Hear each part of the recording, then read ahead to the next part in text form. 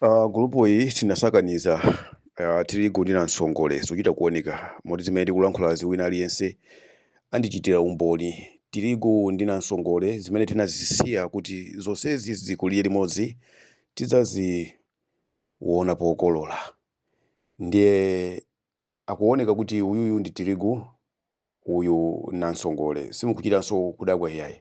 Why I'm talking like that? Ineyo ndalankhula chifukwa chona kuti zikuoneka fans ambiri sikusangalatsidwa ndi zimene President Mutharika akuchita.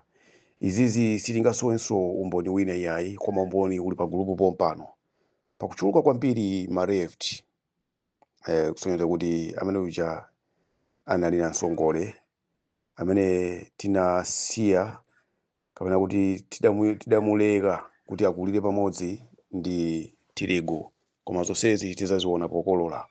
Kuwina kumene kwawina kumene anachita Peter wa Mutharika, akuluakulu awa aboma ndi lomweli komanso anyamata ojiya pa ground tinali nawo mugulu momwe muno sizinawasangalatse ndipo anakwiya sanamveke voice.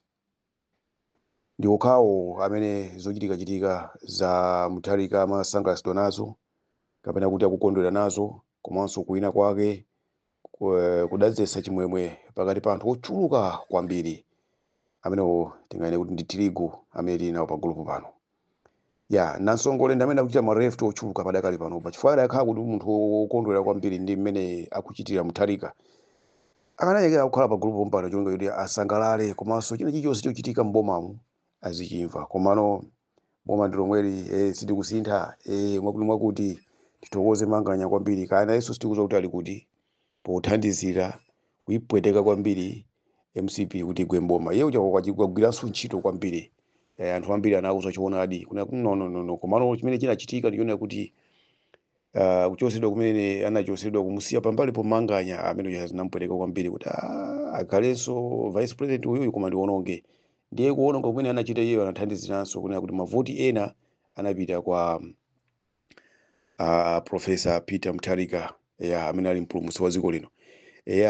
Mpulumutsi olonjezedwa uja ndi amene izo pano. Ndiyebe komanso tithokoze achina Kabambe popanga chiganizo ndithu kwa iwo kunali ngati akuchenjera koma akupusa ndithu akuthandizira kuti DPP itenge mavoti ochuluka chifukwa chiganizo chimene anapanga anthu amene wawa. Kwa iwo kunali kuchenjera monga mukudziwa Chauta salakwisa ndipo si munthu yaye.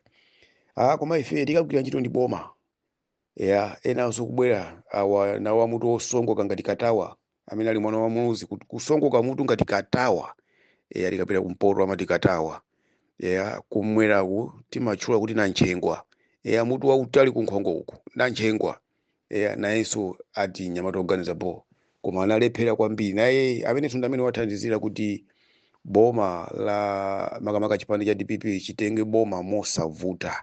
Chifukwa iye anachita chisankho kuti ndikupita uku ku Congress pamene masapota samalowera mbali naye.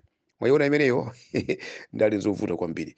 Nayenso awa UTM adalinso Kabambe nyamata opusa kwambiri ngati phala losapsa. Naye akuti koma ndikulowera kumene kwanali ma agent anthu ake iso ndikumalowera mbali naye. Chifukwa mmamba makampeni muyamana kuti ayi komano ku MP ndivotereni ine ku president pitani kwa Mutharika. Anayamba aziona anayamba ataona masupporters. Ndiye titokoze kwambiri kuna kuti anyamata amenewa ayigwira ntchito kwambiri makamaka tinene kuti yothandizira kuti Peter wa Mutharika awine chifukwa cha zisankho zawo zopusa zimene iwo anazichita mbuyomo. Zapangisa kuti DPP ikhaledi mavoti iwine landslide mosavuta. Ndiye tatokoze kwambiri anyamata amene wawa agwira ntchito ndithu chifukwa cha zisankho zawo zopusa zimene anapanga mbuyomo kajuna ndi MCP.